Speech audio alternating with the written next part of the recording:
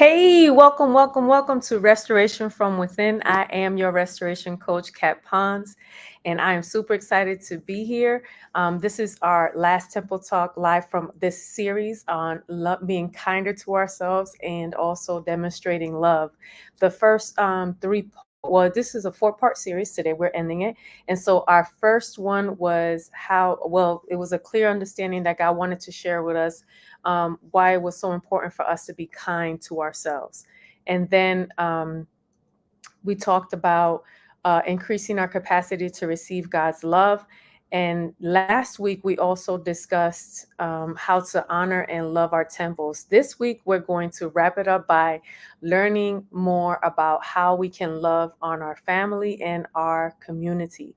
So I'm excited to be here. This is a quick live. Again, I apologize that I was not here around 12 noon time frame. A lot of productivity. Today was a very productive day.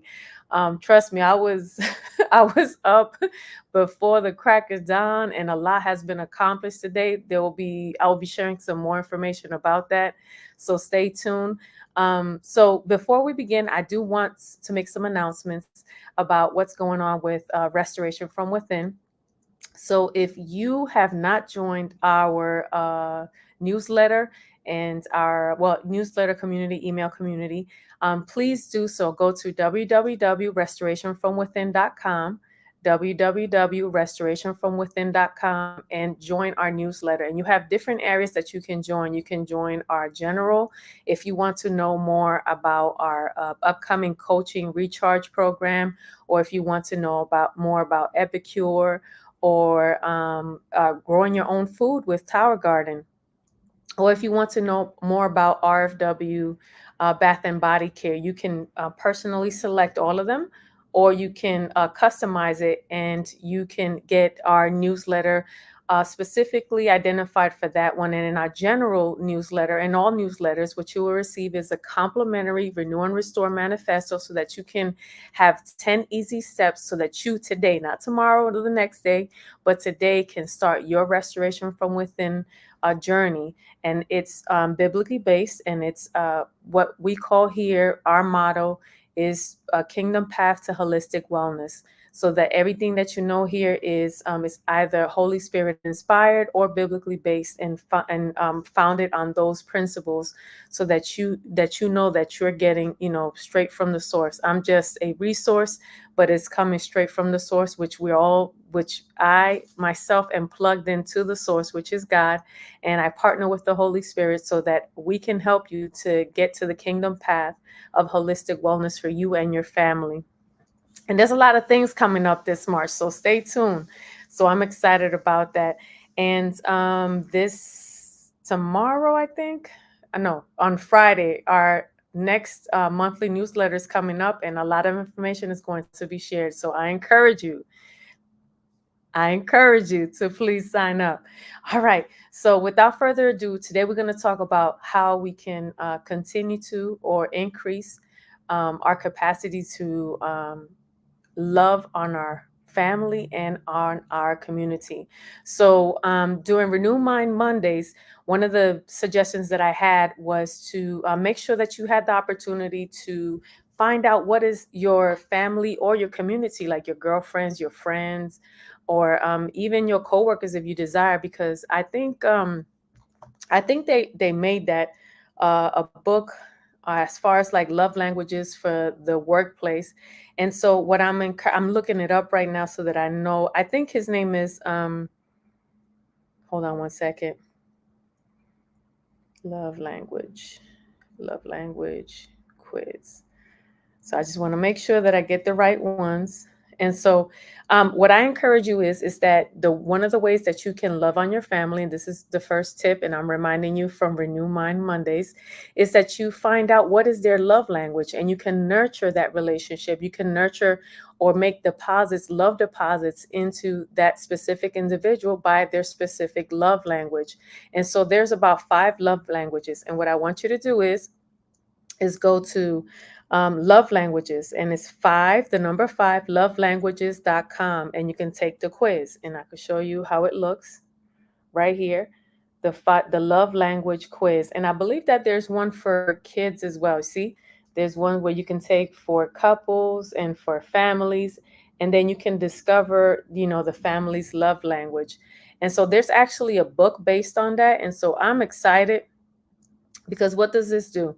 Once you get to know the love languages, you actually you can go back. It's Gary Chapman.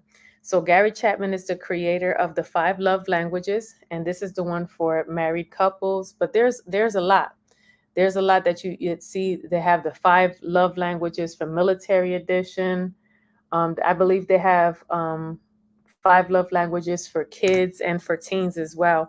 And so once you discover that, then you can nurture that relationship. You can base your times that you spend. See, I'm getting ahead of myself. So times that you spend with that individual, and so that really increases your intimacy with that individual. And I don't mean in intimacy. I'm a lover of words. Y'all know that I am. And so I rather give you, see, so it says intimacy is, it's not, unfortunately, a lot of people have made connected it to be like in a sexual type of sense, but it's not in that sense. It's not in that sense what I'm trying to say as far as like intimacy. I'm coming in the aspect of close familiarity or friendship, closeness. So that's what is developed with between your family member or between you and your community. So that's the first one that I wanted to talk about. The next one is something that we probably do already, so it's a confirmation. And if you don't do, I highly encourage you to do that. Pray together. Yep, that's simple. Pray together. One of the ways that I have had the opportunity to develop intimacy or to increase the intimacy so that those who I are closest to me, my family members, and also my community, one of the questions that I ask of them is that, how can I pray for you? And trust me, you will be very surprised when you ask somebody, how can I pray for you? And they literally share what they're going through. And so I encourage you, don't cut them off. Just listen. And as they're listening, you might want to take some notes that demonstrates verbally and non-verbally that you are invested in the individual. And that's another form of demonstrating love and kindness and compassion. And so, and then as soon as that they're done, you go ahead, and if you want to, you repeat what they say. And then after that, you come together and pray at that moment. And not just pray at that moment, but you also want to keep them in your prayer closet. Pray for them. And every now and again, let them know that that you have them covered, that you are praying for them. And so, in my notes, what I have here is when I say that what I just shared with you is also it's a powerful way as believers for us to strengthen our bonds with each other and most importantly with God. There's a Bible verse that says that a three-cord strand is not easily broken. So that's not just for marriages. That's in that three-cord strand is you, the loved one that you want to love on and that you want to strengthen a relationship with. And then that last chord is, God. And so because those three-cord strand and because he is in the presence of it, that three-cord strand is not easily broken. And because when two or more are gathered in his presence, gathered in his name, his presence is there. So you just shaking and moving. You're not just developing a physical connection of love, but you're also developing a spiritual connection, a spiritual bond with each other, and God is at the center of that. And so it says you can also pray for your community needs. You can foster a sense of unity and care for others through prayer. Some people think that prayer is not important. Oh, I'm just praying for you. That's all I can do right now. That is one of the most powerful things that you can do, and as a weapon of mass destruction. I'll just leave it at that. For those who are intercessors and prayer warriors, you know what I'm talking about. The third thing that you can do is serve together. One of the ways that I have felt the closest to God has been serving. Like that's been the closest, one of the closest ways that I have felt, by serving. And so what you want to do is not just serve through words, but serve through your actions. It says it demonstrates love, kindness, forgiveness, and grace in their interactions with others, reflecting the love of Christ in all that you do. So not only you're demonstrating it, but you're also establishing a habit. You know, you're in the process of you doing something. Your kids and those around you are establishing habits. You're establishing an atmosphere to serve, and that's one of the greatest things that you can do, not just for the people who you're serving, but also for those who are with you serving the individuals, or whatever form or capacity. And what I like is that God came here to serve. So we're literally demonstrating God's greatest love, that, well, Jesus, when he came down, he came here to serve. And he says, for if you want to be great, you need to serve, and not think that you going to become great just by having a position of or title for it. And so servant, your leader, what I call is servant leadership, that you serve. And so, and because you're the one that's serving with your family, you're taking the lead and demonstrating that capacity for them to take the lead in the future. And in your community, you can do that together. So we covered three things. We talked about the love languages, taking the love language quiz. We talked about prayer. We also talked about sharing, serving together. And then the next one that I want to wrap things up with is prioritizing quality time. And I touched on that as well in Renew My Mondays, right? And Renew My Mondays, we talked about how, especially with our family members and even our friends as well. But I think our friends give us a little bit more grace. Well, our family gives us grace. Trust me. I say for me. Let me rewind that. My family gives me a lot of grace, and so and my friends really give me a lot of grace. And so I one thing I have learned is that my kids rather have my presence, like me being present there, no phones, no anything, and being all engaged into the conversation, whatever we're doing, even if it's learning how to play a video game or doing something that they love, that they want to do. Not what I want to do, but what they want to do, or just listening to them talk. Sometimes it's the end of the day and I am ready to go to bed, and my two tween and teen, they come in and they just tell me about what's going on, tell me about their day. And I'm tired as all get out, but I know that that's important to them. And one of the things that I desire the most, I pray for times like that where my kids can come and talk to me, and that they can share about their day. And I don't ever want to close that off and they feel like they don't have that opportunity. I've had many more missed opportunities that I have learned from.